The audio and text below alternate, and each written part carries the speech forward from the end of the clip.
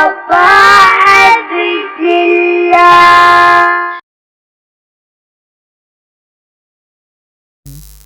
بسم الله الرحمن الرحيم.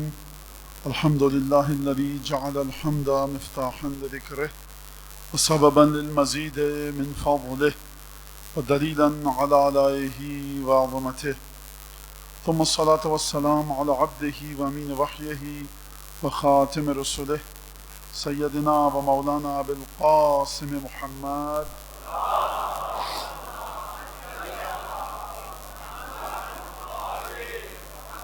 وعلى أهل بيته الطيبين الطاهرين الذين أذهب الله عنهم الرجس وطهرهم تطهيرا. بسم الله. واللعن الدائم على أعدائهم أجمعين. أما بعد، فقال الله تبارك وتعالى في محكم كتابه المجيد وفرقانه الحميد: أعوذ بالله من الشيطان الرجيم. إنا عرضنا الأمانة على السماوات والأرض والجبال فأبينا وأشفقن منها وحملها الإنسان إنه كان ظلوما جهولا. ایک درود بھیجیے محمد علی محمد.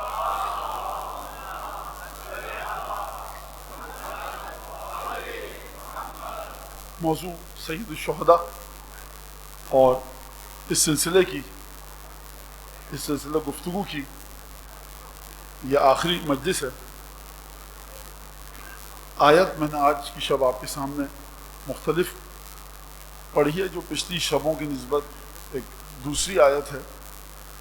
پروردگار عالم ایک عجیب موضوع کی طرف اشارہ فرما رہا ہے، اور پورے قرآن مجید میں پروردگار عالم نے جو گفتگو اس آیت میں فرمائی، انسان کے ساتھ اپنا تعلق اور انسان کے بارے میں پروردگار عالم نے وہ جملہ ارشاد فرمایا جو شاید کسی اور آیت میں ایک اور جگہ پر ہو. اس سے ملتی جلتی ایک آیت ہے سورہ حشر کی، کہ جس میں پروردگار عالم ارشاد فرما رہا ہے: لو انزلنا هذا القرآن على جبل. آیت تقریباً آپ سب کو یاد ہے. اگر ہم اس قرآن کو کسی بھی پہاڑ پر نازل کر دیتے. ترجمہ کرتے وقت ہمارے یہ کہا جاتا ہے کہ ہم پہاڑوں پر نازل کرتے. خدا نے پہاڑوں نہیں فرمایا، علی جبل، کسی بھی پہاڑ پر نازل کر دیتے تو وہ کیا ہوتا؟ وہ خاشعاً متصدعاً من خشیۃ اللہ، وہ ٹکڑے ٹکڑے ہو جاتا خوف خدا سے. یعنی قرآن آپ کے گھر میں موجود ہے، اس امام باڑے میں موجود ہے، تمام مساجد میں موجود ہے. حفاظ کرام، حفاظ اعظام کے دل میں قرآن موجود ہے، آیات ان کے ذہن میں ہیں، یاد ہیں. جہاں سے جو آیت کہی ہے وہ بتا دیں گے آپ کو. یہ قرآن ان کے دل میں ہے، لیکن ان کا دل ٹکڑے ٹکڑے نہیں ہوا، ان کا وجود ٹکڑے ٹکڑے نہیں ہوا. آپ جس تاقچے میں رکھتے ہیں، جس الماری میں قرآن رکھتے ہیں، جس کتاب خانے میں، کتب خانے میں قرآن رکھے جاتے ہیں، وہاں پہ الماری ٹکڑے ٹکڑے نہیں ہوتی. قرآن وہاں پر رکھا ہے. اس کا مطلب ہے قرآن کے الفاظ کی حقیقت اور ہے، حقائق قرآن جس قلب پر نازل ہوں وہ قلب اور ہے. اور یہ قلب ایسا ہے، دیکھیے وقت نہیں ہے، میں دوبارہ نتیجہ گیری کے بعد جب نتیجہ آپ کے سامنے پیش کروں گا تو ان آیات کو دوہرا نہیں پاؤں گا. لہذا اپنے ذہن میں آیات کو رکھیے گا کہ قلب، وہ قلب کہ جس نے قرآن کو دریافت کیا. توریت کے بارے میں خدا نے یہ نہیں فرمایا، زبور کے بارے میں خداوند تبارک و تعالیٰ نے یہ نہیں فرمایا، انجیل کے بارے میں نہیں فرمایا. وہ پیغمبر کی جو ٹھوکر مارے، قبر سے مردے کو زندہ کر کے نکال دے، وہ پیغمبر کی جو لاٹھی مارے، واقعات آپ کے سامنے، پتھر میں سے پانی نکلنے لگے، وہ پیغمبر کی جو لاٹھی مارے سمندر میں رستہ بن جائے، وہ پیغمبر جو کوہ طور پر جا کر جلوہ الہی کو دیکھے، تجلی الہی کو دیکھے اور غش کھا کر گر پڑے.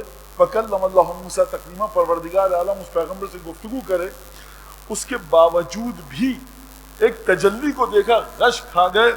وہ قلب کہاں پر ہوگا کہ جس قلب پر قرآن اترے اور اس کے باوجود وہ شخصیت اس مقام پر ہو کہ پروردگار عالم اس ہستی کو تسلی دے کہ دیکھو مشقت میں مت ڈالو اپنے آپ کو، تکلیفیں کیوں اٹھا رہے ہو، ذرا آرام کر لیے. یہ ہوگی کہاں پر شخصیت جس دل پر قرآن اترا. اور اس کے ساتھ ساتھ ایک اشارہ کر کے آگے بڑھوں، اب اس دل میں جن لوگوں کی محبت ہوگی وہ کہاں ہوں گے؟ یہ ایک بات ہے. مولانا قرآن سے بتائیے. میں آیا مباہلہ آپ کے سامنے کیا پڑھوں تو آیت تطہیر پڑھوں. لا تعد عیناک عنہم ترید زینۃ الحیات الدنیا. حبیب کچھ لوگ ایسے ہیں زمین پر کہ یہ لوگ صبح و شام ذکر کرتے ہیں. وَلَا تَعْدُ عَيْنَاكَ عَنْهُمْ حبیب وَاصْبِرْ نَفْسَكَ مَعَ الَّذِينَ يَدْعُونَ رَبَّهُمْ بِالْغَدَاوَةِ وَالْعَشِيِّ يُرِيدُونَ وَجْهَهُ وَلَا تَعْدُ عَيْنَاكَ عَنْهُمْ. حبیب صبر کے ساتھ اپنے وجود کو ان لوگوں کے ساتھ جوڑ کر رکھو کہ جو صبح و شام ذکر خدا انجام دیتے ہیں، اور خبردار تمہاری آنکھیں ان کے علاوہ کسی اور کو نہ دیکھیں. آپ ہیں کہاں پر؟ ہم ہیں، میں کہاں پر ہوں؟ تمہاری آنکھیں خبردار ان کے علاوہ کسی کو نہ دیکھیں. پروردگار جب تو نے قرآن مجید میں تمام چیزوں کو بیان فرما دیا، اور ما فرطنا فی الکتاب من شیء، قرآن میں ہم نے کسی چیز کی کمی کو چھوڑا نہیں ہے. لا رد ولا یابس الا فی کتاب مبین، قرآن میں ہر خوش کو تر ہے. تو یہ اب حبیب کو اپنی کتاب کے علاوہ کچھ انسانوں کی طرف دیکھنے کا حکم کیوں دے رہا ہے؟ 1400 برس بعد مسلمان آ کر کہیں گے آپ کے پاس اللہ ہے تو اللہ کافی ہے. خدا کہہ رہا قرآن تمہارے پاس ہے، خدا تمہارے پاس ہے، لیکن کچھ لوگ ایسے بھی ہیں کہ جو ہمارا ذکر کرتے ہیں صبح و شام، ان کی توحید میں رتی برابر کوئی ملاوٹ نہیں ہے. تمہاری آنکھیں ان کو دیکھتی رہیں، ان سے کہہ پروردگار کے حبیب کو دیکھتی رہیں. اگر کوئی زائر جائے اور خطاب آئے امام حسین علیہ السلام کا اپنی زری سے کہ دیکھو اے میری ذریعہ مطہر، میرے اس زائر کو دیکھتے رہنا، وہ زائر کہے گا یبنا رسول اللہ ہماری کیا اوقات، ہمیں چاہیے کہ آپ کی زری پر نگاہ گاڑ کر رکھیں. تو اگر کوئی زائر ایسا جائے کہ جس کی جانب امام حسین کہیں کہ دیکھو میں تمہارا انتظار کر رہا ہوں، تو یہ زائر شوق فرط شوق سے مر جائے گا. حبیب کو کہا جا رہا ہے، اپنے حبیب کو خوب توجہ کیجئے، نوجوان بچے غور سے سنیں. حبیب ان سے اپنی آنکھوں کو ہٹانا مت. پروردگار ان سے کہے کہ حبیب خدا پر سے اپنی آنکھوں کو مت ہٹانا. اس کا مطلب یہ ہے کہ رسالت ختم ہوئی ہے، عصمت ختم نہیں ہوئی. ہم یا علی مدد کہتے ہیں، صاحب عصمت کو پکارتے ہیں. حجت ابن الحسن سے مدد مانگتے ہیں، صاحب عصمت کو پکارتے ہیں. کچھ شخصیات ایسی ہیں کہ جن پر رسول خدا کو حکم دیا گیا نگاہیں گاڑ کر رکھو. تو اب مجھے یہ بتائیے کہ موسیٰ اپنی اور آپ کی تو بات ہی نہیں کر رہا، آدم زمین پر آئیں، نوح دوبارہ آئیں، عیسیٰ موسیٰ آئیں، شیس و یعقوب و ادریس و یونس و یعقوب آئیں، خضر آئیں، الیاس آئیں، ذوالکفل آئیں. تو ان ہستیوں کو دیکھیں، کہیں محمد مصطفیٰ دیکھیے آپ کی نبوت ہم سے بڑی ہے، ہم آپ کو دیکھیں گے، ان کی طرف نہیں دیکھیں گے. خطاب آئے گا ہماری سنت ہے کہ نہیں ان کو دیکھنا، ہماری سنت ہے کہ نہیں کہ ان پر نگاہیں گاڑ کر رکھیں. اگر ہماری سنت یہ ہے اپنی نگاہیں ان پر گاڑ کر رکھیں تو تم آدم ہو گے، علم آدم الاسماء کلھا، تم ہو گے نوح فاصنع الفلک بأعیننا ووحینا، ہماری نگاہوں کے سامنے کشتی بناؤ. تم ہو گے موسیٰ کے کوہ طور پر فلما تجلی ربہ للجبل جعلہ دکا وخر موسیٰ صاعقا، آپ ہوں گے موسیٰ تجلی دیکھ کر غش کھا جائیں گے. آپ ہوں گے عیسیٰ قبر سے مردے کو زندہ نکال لیں گے. آپ ہم کو مت دیکھیے، ارے ہم کو خود حکم محمد مصطفیٰ ہونے کے باوجود کہ نگاہیں ان پر گاڑ کے رکھیں. جب ہماری نگاہیں ان پر گڑی ہوئی ہیں تو آپ کیوں نہیں گاڑ رہا ان پر نگاہیں؟ خبردار ان کے علاوہ کسی کو مت دیکھنا. یہاں تک بات سمجھ میں آئی؟ واضح ہے بات. لہذا پروردگار عالم نے ایک اس انداز سے گفتگو کی. اب اس آیت کا ترجمہ سنیے. میں تقریر کا پورا اسکیچ تقریباً آپ کی خدمت میں عرض کر چکا.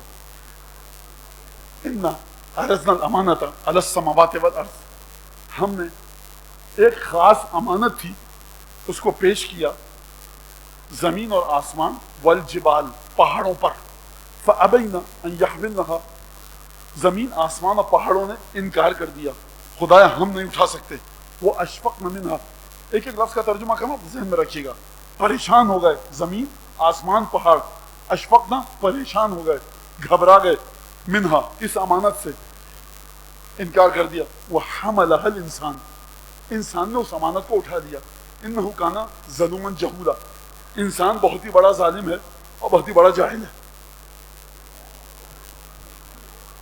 مجھے نہیں پتا کہ جو حق ادا ہونا چاہیے میرے ناقص علم کی حد روس ہے وہ بھی ادا ہو پائے گا اس آیت کا کہ نہیں، لیکن اگر آپ کی توجہ شامل حال رہی تو انشاءاللہ نتیجے تک پہنچ کے ہم مصائب پڑھیں گے، اور پھر انشاءاللہ رہے جو اگلے برس ہم ہے اور یہی غم ہے، نہ بچے تو پھر اپنا سلام آخر ہے. ناصر جہاں صاحب پڑھ کے چلے گئے. خدا شاعر کو بھی کروٹ کروٹ جنت نصیب کرے اور پڑھنے والے کو بھی کروٹ کروٹ جنت نصیب کرے.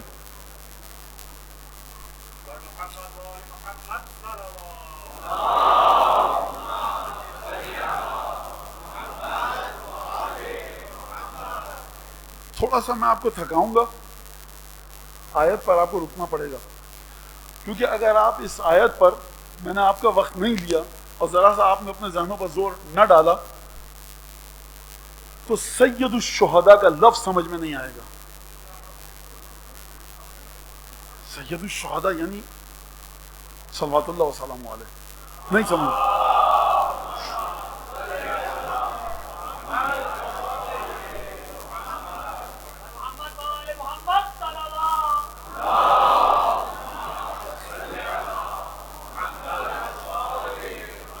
اس آیت کو 5-7 منٹ میں آپ کے سامنے پیش کر کے آگے بڑھتے ہیں۔ ہم نے امانت کو پیش کیا، یہ امانت مادی تھی، معنوی تھی، کیا تھی؟ خدا کہہ رہا ہے ہم نے امانت کو پیش کیا، اس کا مطلب ہے اس امانت کا براہ راست تعلق خدا سے ہے، اور امانت اتنی بھاری اور وزنی ہے زمین آسمان اور پہاڑوں نے لینے سے انکار کر دیا۔ نہ صرف یہ کہ انکار کیا بلکہ گھبرا گئے، وہ حملہ الانسان، انسان نے اس امانت کو اٹھا لیا۔ یہ جو انسان جس نے امانت کو اٹھایا یہ بڑا ظالم ہے اور جاہل ہے۔ پروردگار یہ امانت تیری تھی، تیرے کام کو نہ زمین نے انجام دیا، نہ آسمان نے، نہ پہاڑوں نے، تو امانت دینا چاہتا تھا، انہوں نے کہا ہم امانت نہیں لے سکتے اور گھبرا گئے۔ یہ جس انسان نے تیرے ہوئے رکے ہوئے معطل کام کو، تعطل کا شکار جو کام ہو چکا تھا، پینڈنگ میں جا چکا تھا، اس انسان نے آگے بڑھ کر تیری اس امانت کو اٹھایا، تجھے تعریف کرنی چاہیے تھی۔ پروردگار تو نے آگے بڑھ کے کیا کہا؟ انسان بڑا ظالم و جاہل ہے۔ پروردگار یہ انسان نیک کام کر رہا ہے، اس کا مطلب ہے کہ یہ امانت بڑی عجیب ہے۔ پروردگار تو نے نماز کا حکم دیا، جن مومنین نے آگے بڑھ کے نماز پڑھی تو نے ان کی تعریف کی۔ تو نے اپنے دامن کو پاک رکھنے کا حکم دیا، جن مومنین نے دامن کو پاک رکھا تو نے ان کی تعریف کی۔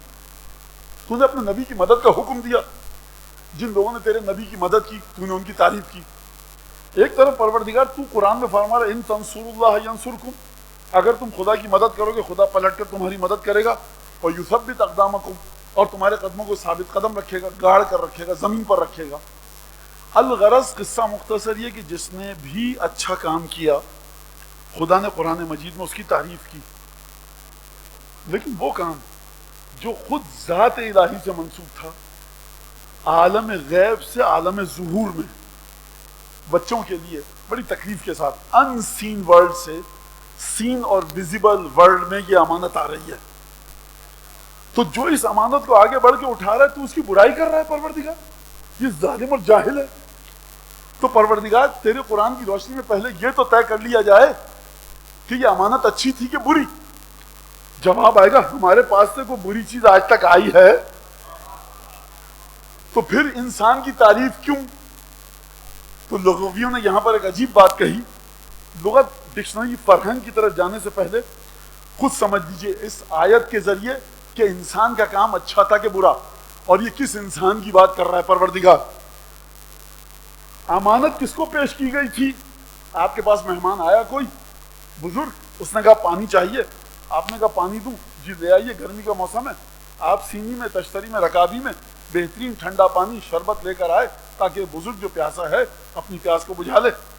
آپ نے دیکھیے آپ کو پانی پیش کرنے والے ہیں، آپ پی لیجئے گا، آپ پینے کے، آپ کا کام بھی اچھا، اس بزرگ کا کام بھی نیک، پانی پینا اچھا کام ہے اپنی جان کو بچانے کے لیے۔ کوئی صحابہ انہوں نے بیچ میں سے اچک لیا گلاس کو، آپ نے کہا بڑے ظالم و جاہل ہو۔ وہ کہے گا اگر پینے والا ظالم و جاہل ہے تو آپ اس بزرگ کو کیوں دے رہے تھے؟ آپ کہیں گے اس کے ساتھ ہمارا رشتہ تھا، دینی اس کو تھی، تم کہاں سے آ گئے؟ جن لوگوں کے چہرے پہ چمک آئی ہے انہوں نے مجھے حوصلہ دیا ہے، کوئی تکلف کی بات نہیں ہے، شکر خدا، سمجھ گئے آپ۔ مولانا یہ کیسے ہو سکتا ہے کہ خدا امانت دے اور کوئی بشر اس کے بیچ میں آ جائے؟ سرکار یہ تو زمین تھی، زمین، پہاڑ، آسمان، یہ ویزیبل ورلڈ کی بات ہو رہی ہے، دکھائی دینے والی دنیا، خلقت کے بعد کی بات ہو رہی ہے، ابھی کچھ نہیں تھا۔ چلو ذرا 9 مقامات پر یا 8 مقامات پر آدم اور شیطان کا قصہ ہے، دیکھو انی خالق بشر من صلصال من حمأ مسنون فاذا سویته ونفخت فیہ من روحی فقعوا لہ ساجدین فسجد الملائکۃ کلهم اجمعون الا ابلیس ابا واستکبر. دیکھو ہم ایک پتلا بنا رہے ہیں اور اس طرح سے اس کو بہترین بنائیں گے. جب بنا لیں پتلے کو اور پھونکیں اپنی روح کو، خود بخود سجدے میں گر جانا، خود بخود سجدے میں گر جانا. ملائکہ گر گئے، ابلیس نے سجدہ نہیں کیا، آپ سب کو علم ہے. اچھا سجدہ نہیں کرتا، کہا کہ خلقتنی من نار خلقتہ من طین، مجھے مٹی سے بنایا. صاحب جب عالم قدس میں ابلیس ملعون خدا کے سامنے آ کر اپنے وجود کا اظہار کر سکتا ہے تو یہ عالم ظاہر میں کتنے ملعون آئیں گے.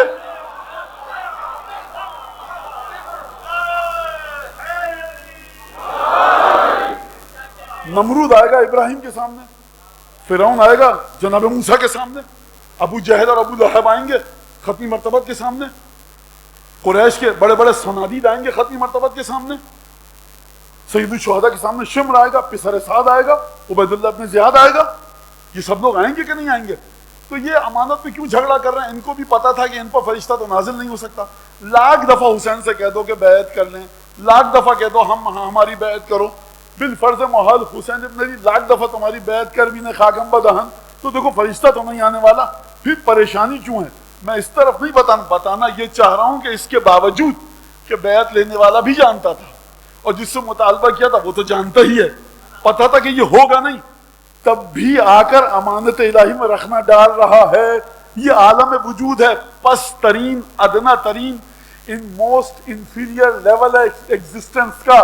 تو جب وہاں پر ہو سکتا ہے تو یہاں پر بھی ہوگا. تو یہ پروردگار فرما رہا ہے انہ کان ظلوما جہولا، یہ انسان بڑا ظالم تھا. کیوں ظالم تھا؟ حسین ابن علی کا راستہ روکا، حسین سے بیعت کا مطالبہ. یہ رسول خدا کے سامنے آ کر رسول خدا سے ٹکرا رہا ہے، یہ فرعون آ کر موسیٰ سے ٹکرا رہا ہے، یہ نمرود آ کر ابراہیم سے ٹکرا رہا ہے، یہ تمام زمانے کے بادشاہ آ کر اپنے اپنے دور کے انبیاء سے ٹکرا رہے ہیں. کیا سمجھ کر ہم تم سے بہتر ہیں؟ تو یہ ہے دعوی امانت الہی. کیونکہ اگر اس انسان کا ذکر ہوتا کہ جو انسان ابراہیم اور موسیٰ اور عیسیٰ اور آدم ہیں تو خدا ظالم و جاہل نہ کہتا. اگر یہ انبیاء کا ذکر ہوتا، پر مولانا اس کی توجہ یہ ہے گھما پھرا کر آپ ظلم و جہول کو نعوذ باللہ انبیاء سے لا کر منسلک کریں اور کہہ کہ دیکھیے اس معنی میں انبیاء ظالم تھے، نعوذ باللہ خاکم بدہن، اس معنی میں انبیاء علیہ باللہ خاکم بدہن جاہل تھے. تو سرکار یہ اگر ایسے ہوتے تو خدا نہ فرماتا بذکر عبادنا ابراہیم و اسحاق و یعقوب اولي الایدی والابصار انا اخلصناهم بخالصۃ ذکر الدار وعندهم عندنا لمن المصطفین الاخیار. ذکر کرو ابراہیم کا کتاب میں، ذکر کرو اسحاق کا، ذکر کرو یعقوب کا. اولي الایدی والابصار، یہ صاحبان طاقت بھی تھے، صاحبان قدرت بھی تھے، صاحبان دست پر قدرت بھی تھے، صاحبان بصیرت بھی تھے. ہم نے ان کو خالص کیا. ان اخلصناہم بخالصۃ، ہم نے خاص پروسیس کے تحت ان کو خالص کیا. وہ پروسیس کیا تھا؟ بذکر الدار، ان کو قیامت کی طرف متوجہ رکھا. اگر یہ آیت انبیاء کے لیے ہوتی کہ خدا کے انبیاء علیہ باللہ جاہل اور نادان تھے، ظالم تھے، تو خدا تعریف کے ساتھ نہ کہتا ہمارے انبیاء کا ذکر کرو.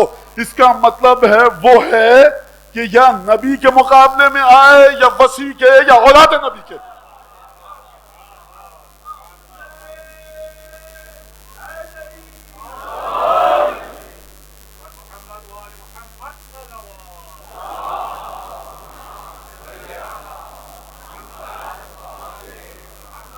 وَإِنَّهُمْ عِنْدَنَا لَمِنَ الْمُصْطَفَيْنَ الْأَخْيَارِ، اور یہ بڑے بہترین لوگوں میں سے جن کو ہم نے چنا ہوا ہے. کیا آپ کی عقل تسلیم کرتی ہے کہ جو انبیاء جنہوں نے آگے بڑھ کر امانت کو اٹھایا خدا ان کو کہے کہ یہ سب کے سب مرحلہ استعفاء پر ہیں؟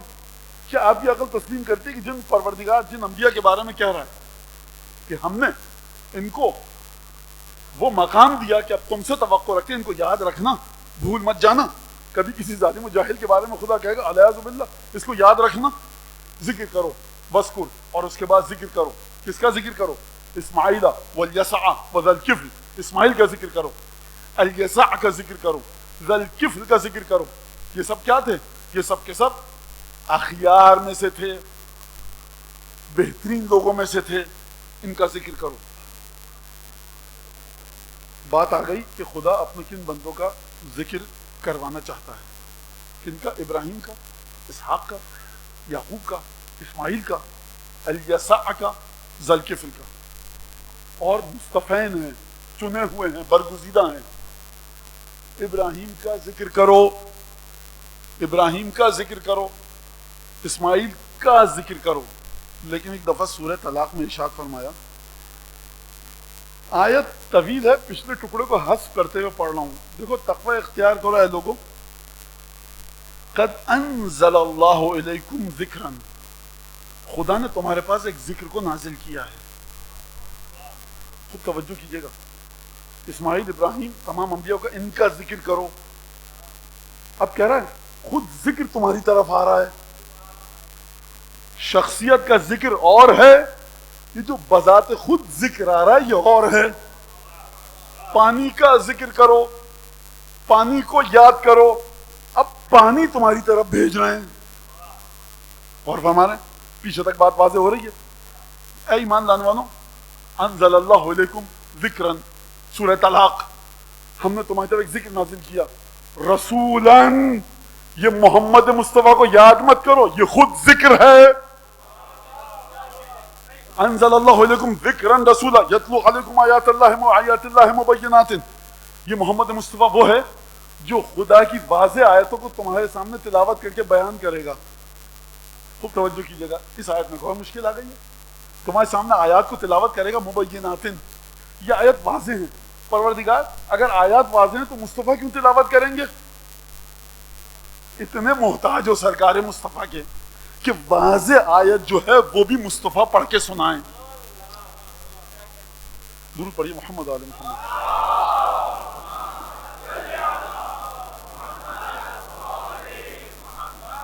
یہ ذکر آیا کہ نہیں آیا؟ خود ذکر ہے.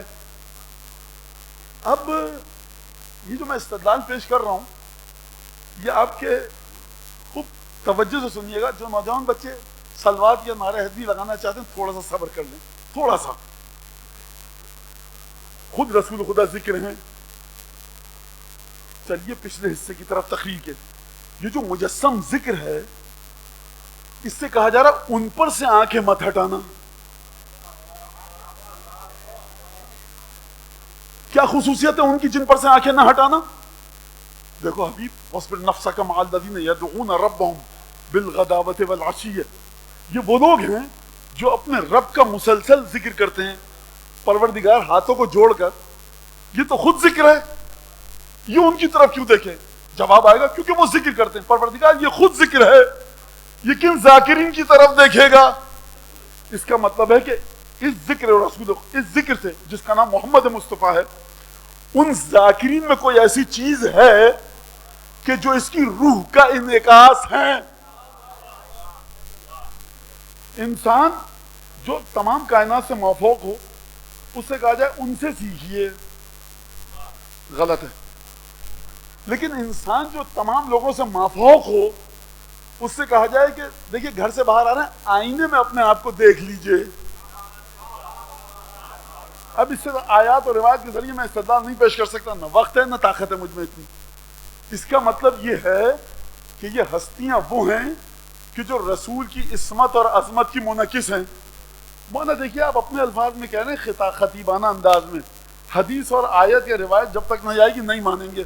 مجھ سے مت پوچھو تفسیر کبیر میں جا کر فخر الدین رازی سے پوچھیے، مجھ سے مت پوچھیے تفسیر جناب زمخشری، تفسیر کشاف سے پوچھیے، مجھ سے مت پوچھیے جلال الدین سیوطی سے در المنصور میں پوچھیے، مجھ سے مت پوچھیے مفتی قندوزی سے پوچھیے جا کر. کیا پوچھیے؟ انہم منی وانا منہم کس کے لیے کہا؟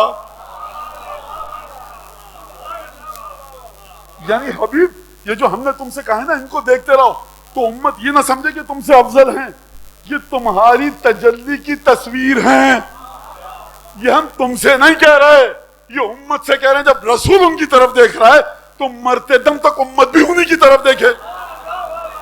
اور دنیا میں جب ان کی طرف دیکھنے کا حکم ہے تو یہ عقیدہ لے کر جانا کہ جب قیامت میں بھی قبر سے اٹھو تو اماں بابا کو مت ڈھونڈنا، اپنے مولانا کو مت ڈھونڈنا، آیت اللہ العظمیٰ کو مت ڈھونڈنا پروردگار علی کہاں ہیں، حسن کہاں ہیں، حسین کہاں ہیں، ابو الفضل عباس کہاں ہیں؟ کیونکہ یہ ہے ذکر خدا.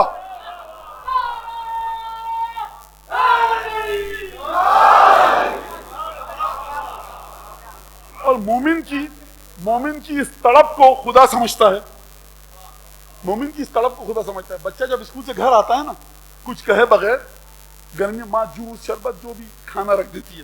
ابھی تو بچے نے نہیں مانگا، ماں کہتی ہے مزاج آشنا ہوں. خدا مومن کا مزاج آشنا ہے.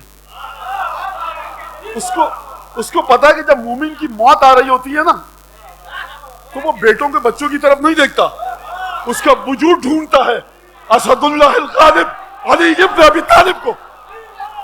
اسی لیے جب حارث ابن حارث اعور حمدانی جب آئے،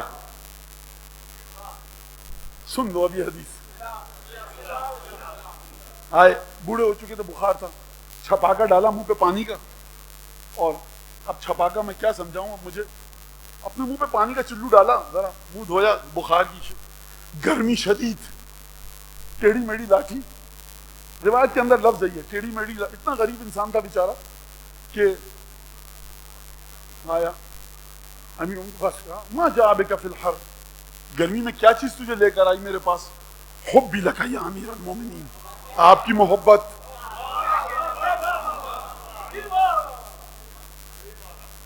مزاج آشنا ہے علی بن ابی طالب بننا ہے. حدیثوں کو پڑھیے. جو امیر المومنین کو نہیں مانتا تھا نا، امیر المومنین اس کو نہیں مانتے تھے. دکان تو پیر فقیر گدی نشین سجادہ نشین تھوڑی ہے کوئی کہ کہیں آ جاؤ آ جاؤ آ جاؤ، نہیں. اور جو مانتا تھا پھر اس کو شرائط بتاتے تھے اپنی محبت کی. تو یہ گفتگو فرمائی جناب امیر نے، اور پھر اس کے بعد فرمایا کہ جب تمہاری ابزا بلغت النفس الی ہا ہونا، جب تمہاری روح یہاں تک پہنچے گی، ترانی ہے سو تو جس طرح سے محبت کرتے ہو نا ویسے ہی دیکھو گے. جتنی شدت کے ساتھ امیر المومنین کے وجود سے محبت ہوگی اتنی ہی قربت میں علی کو دیکھو گے. خدا نے دو علی بنائے کائنات میں، خدا نے نہیں بنائے. مومن بتاتا ہے کیسے سمجھیے. جو کافر اور منافق دیکھے گا خوفناک صورت میں، مومن دیکھے گا بڑی پیاری صورت میں. یہ ایک علی نے دو صورتیں کیسے؟ علی ایک ہی ہیں. خدا ایک ہے کہ دو؟ ایک ہیں. فرعون کے لیے منتقم جبار ہے، صاحب جلال و جبروت اور قہر ہے. فرعون کو ڈبو دیا، انتقام دیا. موسیٰ کے لیے رحمت ہے. تو تم جیسا علی کو اپنے دل میں جہاں رکھو گے علی ویسے ہی تمہارے پاس آئیں گے.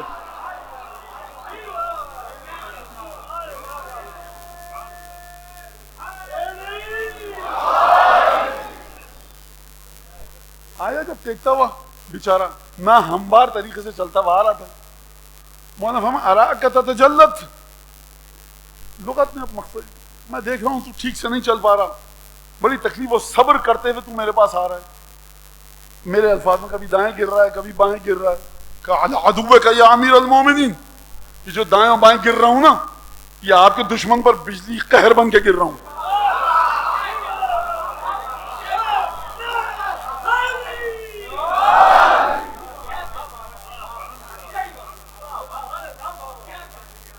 کبر سنک.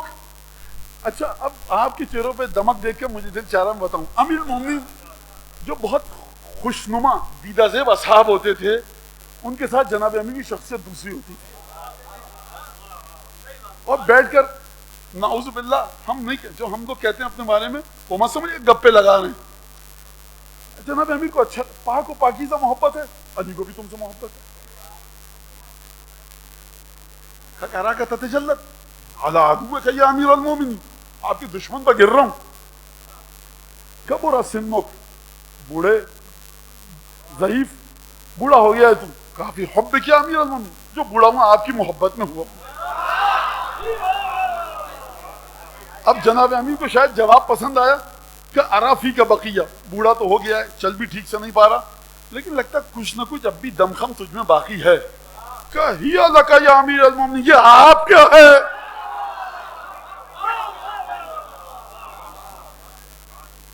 تو یہ امیر المومنین کی محبت کے کچھ خاص طریقے ہیں جو حدیثوں میں بکھرے پڑے ہیں. جناب امیر کی بارگاہ میں بلند آواز سے درود پڑھیے.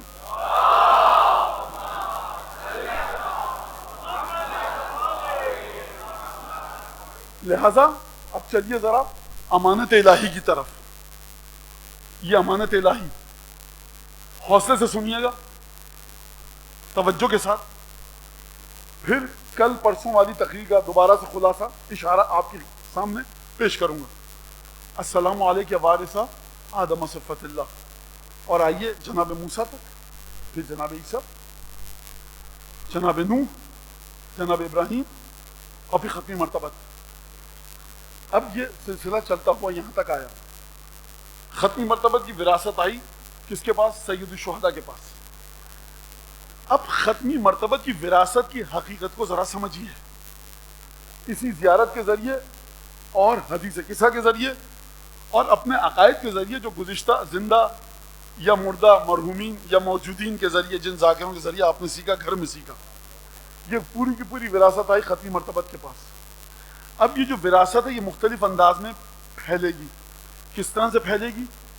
جناب امیر کے پاس جائے گی، انا مدینۃ العلم وعلی بابوہا بن کر، انا مدینۃ الحکمت وعلی بابوہا بن کر. جناب امیر مومنین کے پاس جائے گی، لا سیف الا ذوالفقار ولا فتح الا علی. جملہ اسی طرح سے ہے جو میں نے پڑھا ہے. تو بہادری آئے گی جناب امیر کے پاس، صفات آئیں گی جناب امیر کے پاس. سیدہ کیا بن کر آئیں گی؟ روحی التی بین جنبہ، فاطمہ میری اس روح کا نام ہے جو میرے دونوں پہلوؤں کے درمیان ہے. فاطمہ میری آنکھوں کی ٹھنڈک ہے. جناب سیدہ کے بارے میں تمام حدیثیں، وراثت تمام انبیاء رسول خدا کے پاس آئی. سیدہ کے پاس گئی کسی اور طرح سے، جناب امیر کے پاس گئی کسی اور طرح سے. وہاں عصمت ہے، ولایت ہے، شجاعت ہے، سخاوت ہے، رجولیت سے تعلق رکھنے والی صفات ہیں. یہاں پر عفت ہے، مخدرہ عفیفہ ہیں. یہاں پر وہ بی بی ہیں کہ جس کا امتحان لیا گیا. امیر مومنین صابر ہیں، لیکن سید صابرتن لممتحنک فوجدک صابرتن لممتحنک. خلقت سیدہ سے پہلے خدا نے سیدہ کا امتحان دیا. حسن مجتبیٰ کے پاس وراثت رسول خدا ہے. اب یہ رسول خدا گئے دنیا سے، وراثت منتقل ہوئی جناب امیر اور سیدہ میں. دونوں شہزادوں کی یہ 4 تن بچے رسول خدا کے بعد، ان کی جو ولایت ہے بالکل مختلف ہے. یعنی ہم امام سجاد کی امامت کی بات کریں، ایک مختلف امامت ہے جناب امیر، اور حسنین کی امامت بالکل مختلف ہے روایات کی روشنی میں. یہ اس وقت اس پر گفتگو کرنے کا وقت نہیں ہے، لیکن اپنے ذہنوں میں رکھیے گا. عجیب امامت ہے اور عجیب امانت ہے یہ. لہذا رسول خدا گئے، یہ منتقل ہوئی وراثت کس میں؟ 4 تن میں. اور اگر آسان کر کے بات بتاؤں، جناب امیر کے پاس، سیدہ کے پاس. سیدہ تشریف لے گئیں جناب امیر کے پاس. جناب امیر چلے گئے، کس کے پاس یہ امانت آئی؟ حضرت امام مجتبیٰ کے پاس. اور جب حضرت امام مجتبیٰ چلے گئے، 1,24,000 انبیاء کی وراثت اور امانت، اور رسول خدا، سیدہ، امیر مومنین، حسن مجتبیٰ، پنجتن سے تعلق رکھنے والے 4 تن کی امامت اور امامت آئی وجود سید الشہداء میں. تو جب یہ وجود سید الشہداء میں آئی تو پھر خدا نے کیا فرمایا اس وجود کے بارے میں؟ یہ وہ امانت ہے، حسین کا ذکر کرو نہیں ہے جس طرح سے ابراہیم کا ذکر کرو. یہ امانت ہے ذکر رسول خدا کی، یعنی خود رسول ذکر ہیں. سیدہ آئیں ہاتھ پکڑ کے حسن حسین کا، روایت کے مطابق فی مرض الذی توفی فی، رسول خدا کی شہادت ہونے والی ہے. کہا بابا جان حب لہما شیئن یا ورثہما شیئن، بابا کچھ ان کو دیجئے کچھ اپنی طرف سے وراثت میں. مانگنے والی کون ذات، دینے والی کون، اور کس کے لیے مانگا جا رہا ہے؟ فرمایا اما الحسن. اچھا رک جائیے، رسول خدا نے یہ کیوں نہیں فرمایا بیٹیا مباہلے میں تو سب کچھ مل گیا، حدیث قصہ میں سب کچھ مل گیا. یعنی اگر حسن اور حسین ہو تم تو تمہارے لیے رسول خدا کی جانب سے عطا میں کوئی محدودیت نہیں ہے. آپ مانگتے جائیے، ہم دیتے جائیں گے.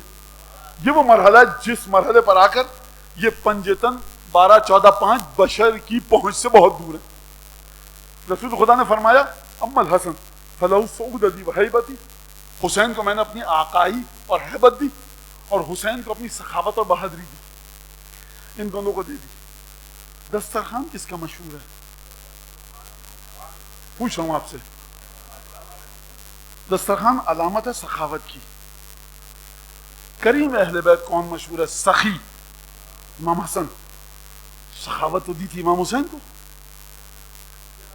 اس دینے کا مطلب ہے ظاہر ہوگی، یہ دینے کا مطلب نہیں العیاذ باللہ حضرت مجتبی العیاذ باللہ حقیر ترین غلام امام مجتبی کا وہ کنجوس و بخیل نہیں ہے. امام رضا حسن کو تو چھوڑیے، تو امام حسن کو تو سخاوت نہیں تھی، اس کا مطلب ہے ظاہر ہوگی حسین کے وجود سے میری بہادری. اس کا مطلب یہ نہیں کہ امام حسن بہادر نہیں ہیں بہادر، لیکن ظاہر ہوگی حسین سے. اب میں جملہ کہتا ہوں آپ کے سامنے، جس نواسے کو سخاوت اور بہادری نہیں دی تھی اس کے دسترخوان کے چرچے ہیں. جس شہزادے کے وجود سے بہادری کو ظاہر نہیں ہونا تھا، جنگ جمل میں اس کی بہادری کے چرچے، صفین میں اس کی بہادری کے چرچے. جس سے ظاہر نہ ہونا تھا اس سے ایسے ظاہر ہوئی، تو جس سے ظاہر ہونا ہوگا اس سے کیسے ظاہر ہوگی. لہذا خوب توجہ کیجیے گا. اب چلیے حدیث اللہ کی طرف. پروردگار نے فرمایا علی کی یہ خصوصیت ہے، حسن کی یہ ہے، فرمایا حسین اپنے بھائی حسن کے بعد کیا بنیں گے؟ حسین فجعلت کلمتی التامہ عندہ وحجتی البالغہ معہ.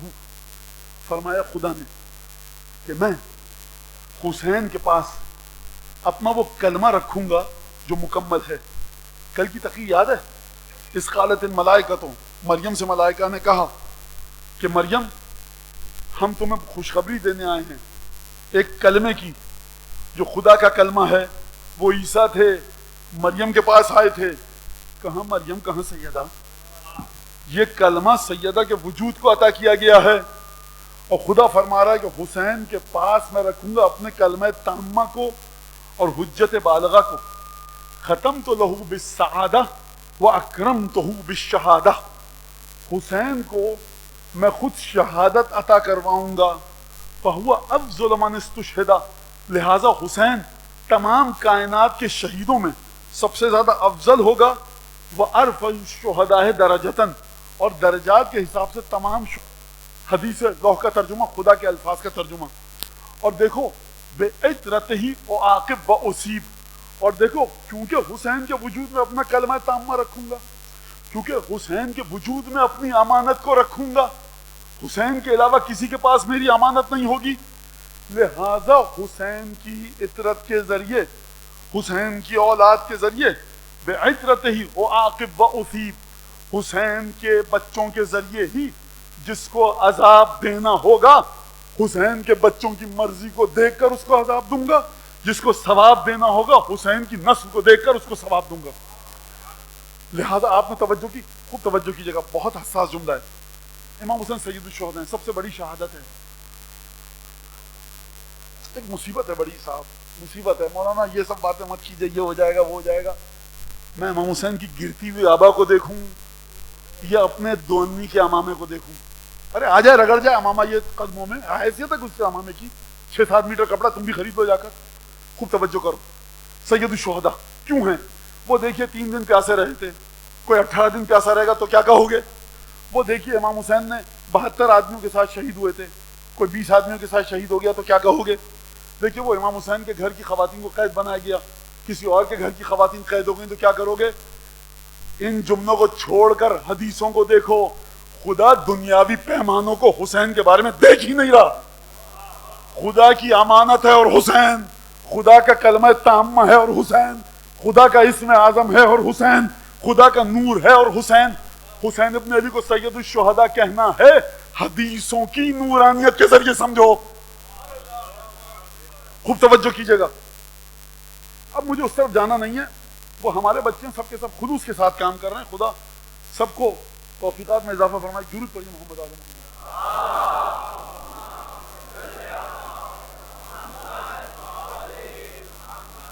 لہذا آپ سمجھیے، روایت کی روشنی میں اشارہ کر کے آگے بڑھ جاؤں. یہ حسین ابن علی اب جب وراثت آئی ہے ان ہستیوں کے پاس اور حسین کو قتل کیا گیا، خدا فرمایا سید الشہداء، آپ نے مان لیا. آپ کے 5ویں آقا نے فرمایا، 5ویں امام نے، آپ نے مان لیا. لیکن ذرا اس کی تجزیہ و تحلیل کیجئے. میں بہت آسان الفاظ میں، عوامانہ انداز میں گفتگو کر رہا ہوں. حسین ابن علی کے پاس فرشتے آئے، گفتگو موجود ہے اصول کافی میں، تقریباً 7 یا 8 A4 پیجز، اگر بڑا فونٹ ہو 7 یا 8 A4 پیجز پر وہ حدیث مشتمل ہے. اہل بیت کو سمجھنا ہے، ان کے گھر کے دہلیز پر بیٹھ کے سمجھیے، جس میں رسول خدا نے وعدہ دیا تھا حسین ابن علی سے، جناب سیدہ حسن مجتبیٰ سے، سیدہ سے، امیر المومنین سے وعدہ دیا تھا میرے بعد ظلم ہوگا، صبر کرنا. خوب توجہ کیجیے. اب میں آپ سے ہائپوتھیٹیکلی فرض کیجیے یہ جو میں کہہ رہا ہوں فرض کیجیے، کیونکہ اپنے الفاظ میں بتا رہا ہوں. حسین ابن علی کے پاس فرشتے آئے، فرض کیجیے یہ جو فرض میں کروا رہا ہوں یہ بھی روایت کی روشنی میں ہے. حسین کے پاس فرشتہ کہا حسین دیکھو سکون سے موت آئے گی، یہ سب تکلیفیں بھی نہیں ہوں گی، لیکن نانا کی امت کے کوئی 7-8 ہزار کھرب لوگ ہدایت پائیں گے تمہاری قتل کی وجہ سے. 1 ارب 2 ارب مجھے نہیں پتا، اللہ جانتا ہے. اگر تمہاری بیٹیاں، ازواج، بھاوجیں، بھانجیاں، بھتیجیاں قید ہوں گی، پورا کربلا کا واقعہ پیش آئے گا، اس طرح سے ہوگا، ایک ایک چیز بتائی جائے. لیکن نانا کی امت جنت میں تمہاری وجہ سے مزید چلی جائے گی. لیکن اگر نہ کرنا چاہو کربلا کا واقعہ تو تم امام تو بچپنے میں بن گئے تھے 6 برس کی عمر میں. اب حسین یہ کہیں نانا کی امت عذاب سے بچے گی، ٹھیک ہے بہنیں قید ہو جائیں. یہ ہے مرحلہ سید الشہداء کا. فرشتے آئے تھے، سید الشہداء سے پوچھا تھا حسین النصرہ او اللقاء، مدد کریں تمہاری یا خدا سے ملاقات؟ کہا ملاقات چاہیے خدا سے. سید الشہداء کا لفظ اتنا آسان نہیں ہے. یہاں تک آپ آ گئے میرے ساتھ؟ اب سمجھیے. اور خداوند تبارک و تعالی ہم کو لائق بنائے شفاعت سبط اکبر حضرت امام مجتبیٰ کی، اور حضرت امام مجتبیٰ پر پروردگار وہ درود بھیج کہ جس کے بعد رسول خدا کے چہرے پر خوشی کے آثار آئیں، رسول خدا کی آنکھوں میں ٹھنڈک پڑے، سیدہ کے دل کو سکون ملے، جناب امیر خوش ہوں، خدیجۃ الکبریٰ کو خوشی نصیب ہو. وہ درود بھیج حضرت امام مجتبیٰ پر پروردگار.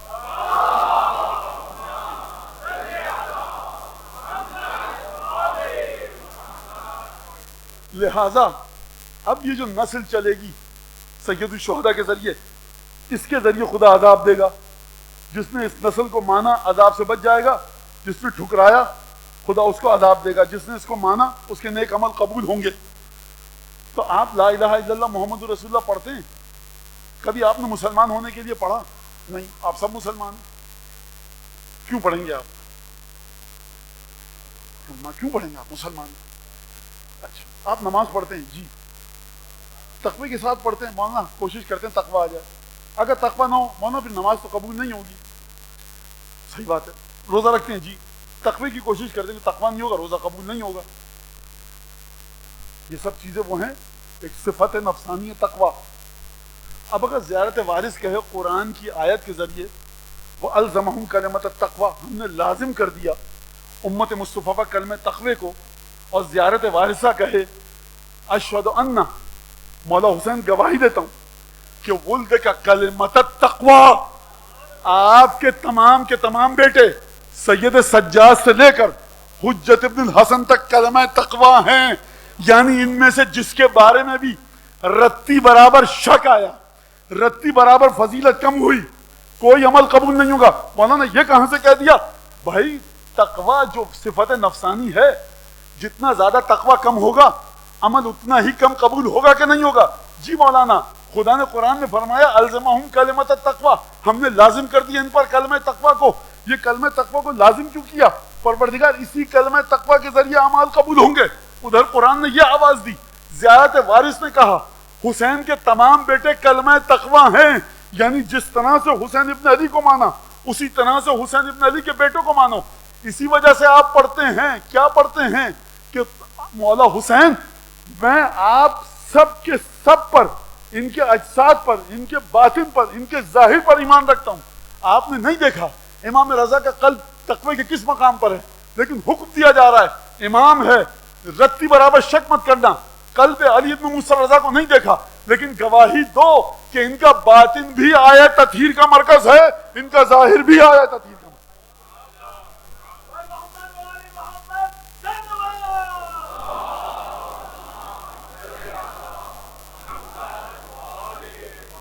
یہ تطہیر آئے تسلسل ہے، یہ امانت الہی ہے۔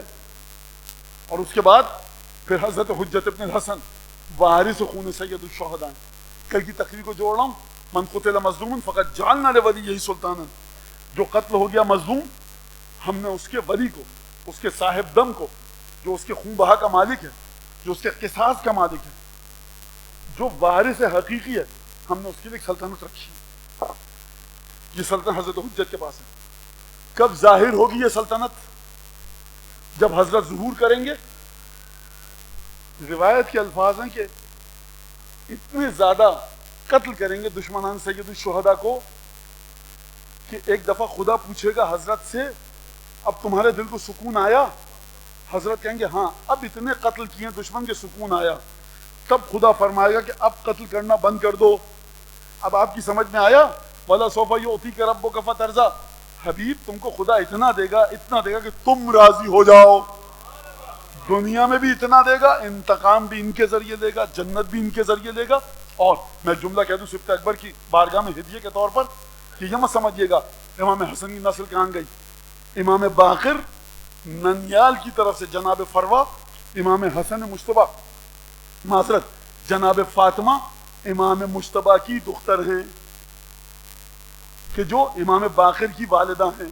امام سجاد کی والدہ جناب شہر بانو سلام اللہ علیہ، اور امام باقر کی والدہ جناب فاطمہ کہ جو امام حسن کی نسل سے ہیں۔ اور روایت لم یرا فی آل الحسن مثلہا، آل امام حسن نے، امام حسن کے تمام بچوں میں اس جیسی متقی عفیفہ مخدرہ دیکھی نہیں گئی۔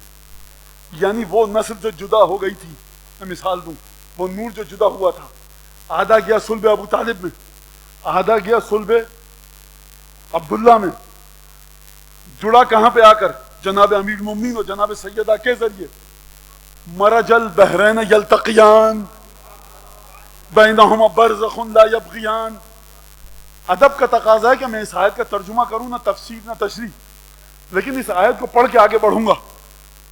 یلتقیان بھی ہے، بینہما برزخ لا یبغیان بھی ہے۔ کیا کہنے؟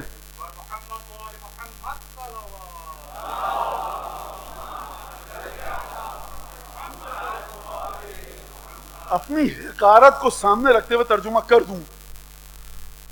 بی بی ہے مرحلہ عفت پر، شوہر ہے مرحلہ ولایت پر، نہ ان کی عفت ان سے متاثر ہے، نہ ان کا علم ان سے متاثر ہے۔ بینہما برزخ لا یبغیان، ایک چھت ایک گھر میں بیت الشرف میں آ کر جڑے۔ اب جو یہ دونوں اکٹھا ہوئے نور مصطفیٰ، وہ ہیں انا مدینۃ العلم والیون بابوہا کی منزل پر، وہ ہیں نفس رسول کی منزل پر، زوجہ محترمہ ہیں روح رسول خدا کی منزل پر۔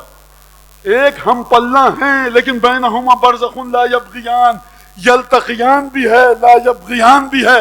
اب جو نسل طیب و طاہر کا سلسلہ چلے گا، یخرج منہما اللؤلؤ والمرجان، اب ان نیرین کے ذریعے جو نسل وجود میں آئے گی وہ حسن اور حسین کی ہوگی، جو نور خدا کے مالک ہوں گے، امانت خدا کے وارث ہوں گے۔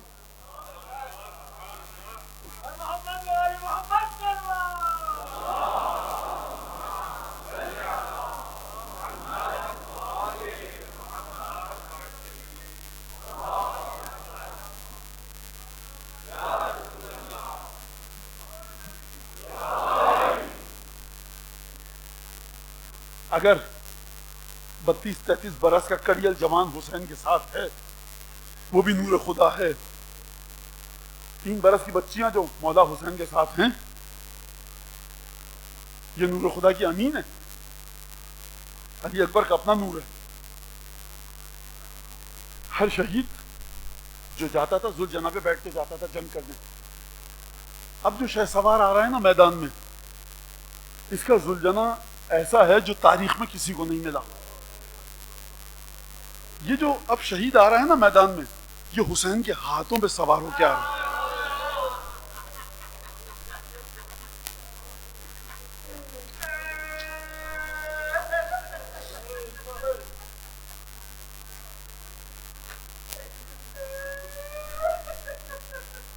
صرف یہی امتحان جو سید الشہداء نے اصغر کی پیاس کو دیکھ کر دیا ہے، یہی امتحان کائنات کے تمام گناہگاروں میں تقسیم ہو جائے ایک شخص بھی جہنم میں نہیں جائے گا۔ آپ مجھے بتائیے، باپ میں طاقت و ٹھوکر نہیں، ارادہ کرے پانی کی نہر جاری ہو جائے اور بچہ پیاس سے بلکے، ماں ارضاع نہ کر سکے، شیر مادر کی غذا تمام ہو چکی ہو، باپ کا دل کس طرح سے تڑپ رہا ہوگا۔ آپ سبیل پہ جاتے ہیں جلوس میں نا، گرمی ہے بڑی، چھوٹے بچے پاس ہیں آپ کے، آپ دور سبیل دیکھتے ہیں،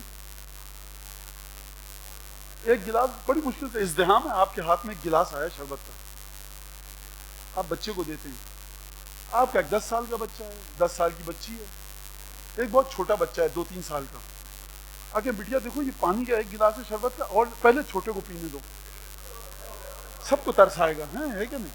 اگر کوئی ظاہر آپ کو دیکھ رہا ہو عزادار جلوس میں کہ اگر ہمارے پاس یہ شربت ہے آپ بچے کو پلا دیجئے، یہ فرزند فاطمہ کتنا مظلوم تھا، 6 مہینے کا بچہ ہاتھوں پہ،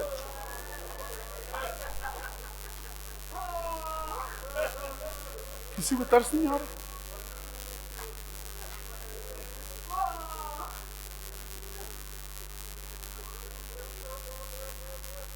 ختمی مرتبہ سیدہ کے بیت الشرف میں تشریف لائے، حسن و حسین موجود ہیں، شہزادوں کو پیاس لگی، 3-4 برس کے امام حسین، 5 برس کے 5.5 برس کے امام مجتبیٰ، لگتا یہ ہے۔ آقا نے فرمایا ختمی مرتبت میں کہ پہلے حسین کو پلاؤ، یہ چھوٹا ہے۔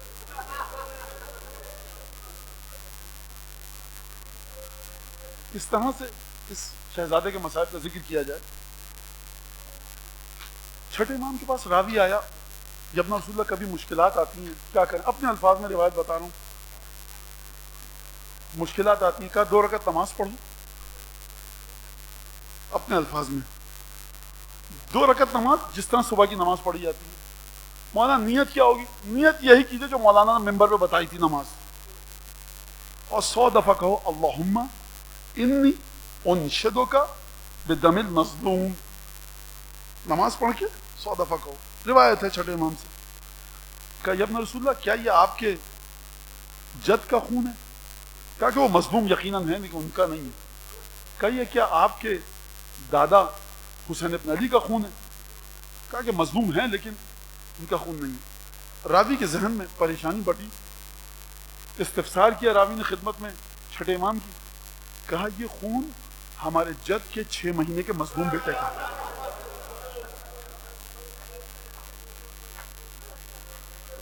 ایک اور مظلوم ہے جس شہزادے کی عرض کروں آپ کے سامنے، پھر مسائل کو آگے بڑھاؤں۔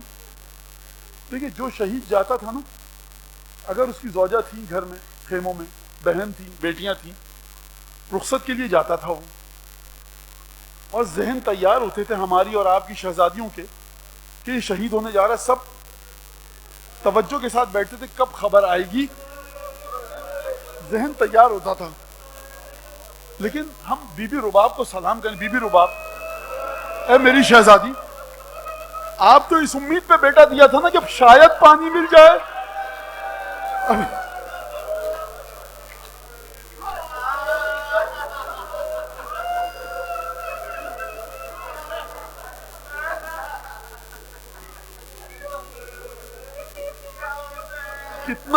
کتنا فرق ہے۔ جب اکبر گئے تھے تو شہزادی زینب کو یقین ہے کہ اب شہید ہو کر آئیں گے، ذہن میں تصور ہے شہادت کا، لیکن یہ رباب جیسی مظلوم ماں، یہ مظلومہ بی بی ہماری شہزادی انتظار کرتی رہ گئی کہ کب بچہ پانی پی کر آئے۔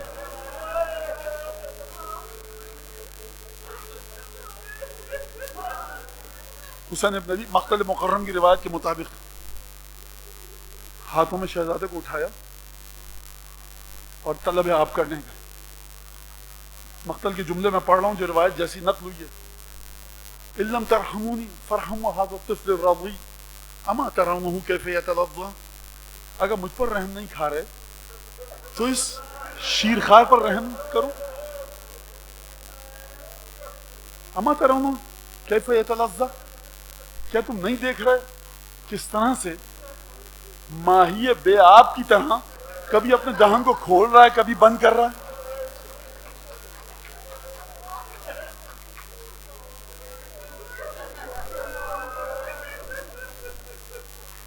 دو روایتیں عزیز و مقتل کی، میں دونوں کو اکٹھا کر کے پڑھ رہا ہوں.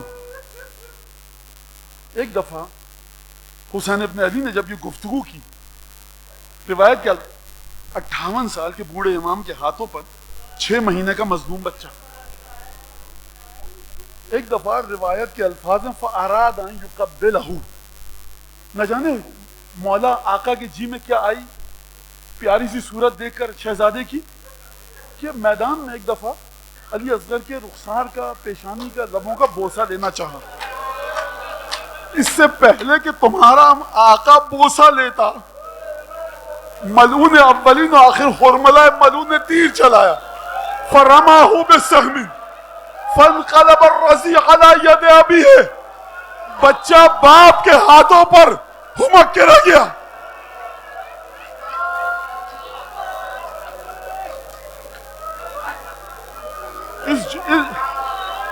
اس جملے کی تشریح سنو.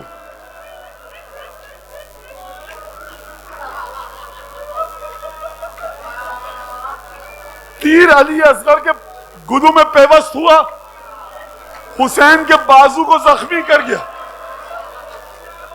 فوضع یدہ تحت نہرہ فامتلا دما، حسین نے اپنا ہاتھ علی اصغر کے گلو کے نیچے رکھا، چلو میں خون کو بھرا، ورما بہی نحو السما، آسمان کی طرف پھینکا، بچا ہوا خون اپنے چہرے پر بلا، کہا ہاکذا القی جدی یوم القیامہ، نانا کے پاس قیامت میں اسی چیز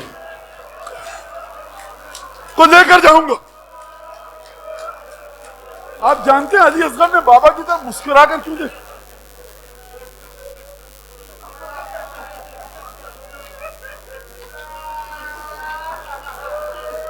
آپ سمجھے کہ بچے نے باپ کی طرف جو مقاتل کے لکھنے وہاں لکھا ایک تبسم معصومانہ، کہ تبسم معصومانہ کیا تھا؟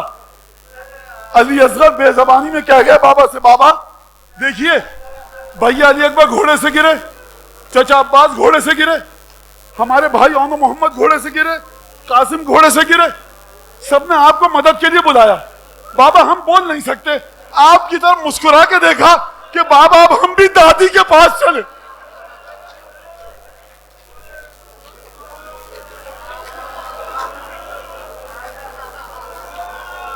اب مجھے ایک سوال کا جواب دیجئے، حسین اکبر کی شہادت کی خبر لے کے خیمے میں گئے ہوں گے، بنو ہاشم کے شہزادوں کی شہادت کی خبر لے کے خیموں میں گئے ہوں گے. جب انسان گھر کا بزرگ حوصلہ دیتا ہے نا، تو جس کام سے بزرگ نے بھیجا ہوتا ہے اس کام کی تعریف کرتا ہے، تاکہ ماں کو گھر کی خواتین کو سکون آ جائے. بھائی دیکھو حادثے میں انتقال ہو گیا، موت آ گئی، اللہ کے پاس چلا گیا، لیکن بہت بہترین کام کیا تھا، ہمارے دفتر میں تھا، جس کام کے لیے ہم نے بھیجا تھا بڑا ایماندار تھا. تو مجھے لگتا ہے مولا کہتے ہوں بڑی بے جگری سے لڑا. دیکھو زوجہ عباس، میرا ذہن یہ کہتا ہے، اور جا کر اس شہید کی تعریف یقیناً کی ہوگی کہ کس طرح سے عباس نہر پر گئے، کیا علی اکبر نے جوہر دکھائے. جب خیمے میں آئیں گے تو اصغر کے بارے میں مولا آپ کیا کہیے گا؟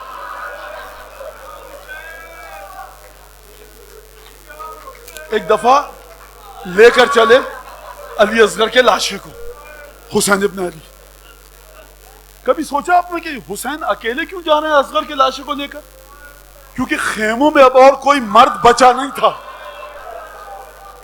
جو شہید ہوتا تھا اس کے ورثہ حسین کے دل کو سکون پہنچانے کے لیے موجود تھے.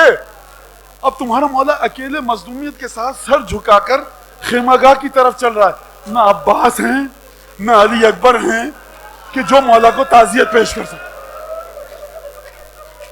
حضرت آیت اللہ العظمی شیخ محمد حسین اصفہانی مرثیہ کہا علی اصغر کی شان کا، اور مولا حسین سے مخاطب ہو کر کہا کہ آقا حسین یہ بتائیے کہ اگر اصغر کی ماں نے لاشوں کو دیکھ کر یہ پوچھا کہ اے آقا یہ بتائیے کہ میرا بیٹا جب رن کو گیا تھا تو کرتا سفید تھا، یہ عقیق کے رنگ میں کیوں رنگین ہے؟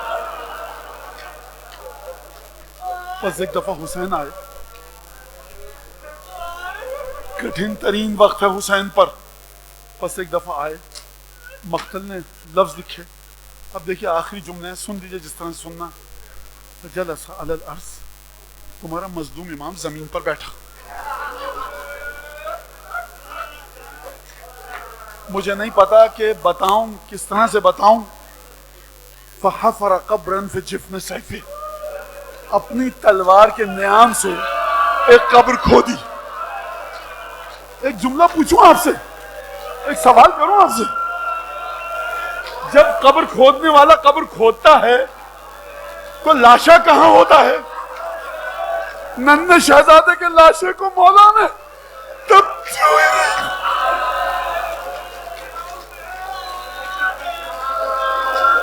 مولا اگر بلاتے، بہن زینب ادھر آؤ، ذرا اصغر کے لاشے کو ہاتھ میں رکھو، ہم قبر کھود لیں. مظلوم امام نے گوارا نہ کیا کہ 6 مہینے کے بچے کے لاشے کو مظلوم پھوپھی، ارے پھوپھی صبر نہ کر پائے گی، ماں کا کلیجہ پھٹ جائے گا. آقا نے ننھے بچے کی لاش کو زمین پر رکھا.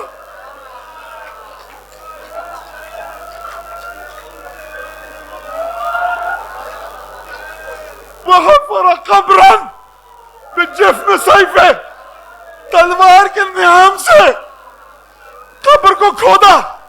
میں کہوں گا یا علی مرتضیٰ، نجف سے اٹھ کر آئیے، بیٹے کو مدد کی.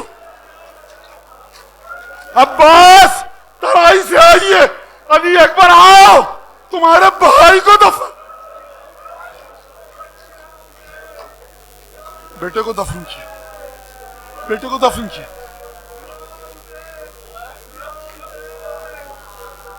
میں انیس سے مدد لے لوں؟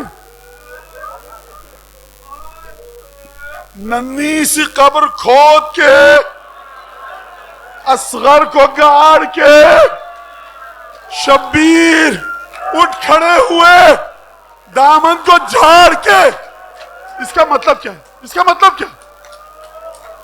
اس کا مطلب یہ ہے کہ پروردگار حسین کے دامن میں 18 بنی ہاشم تھے، یار و یاور و انصار تھے، سب کچھ تیری بارگاہ میں لٹا دیا.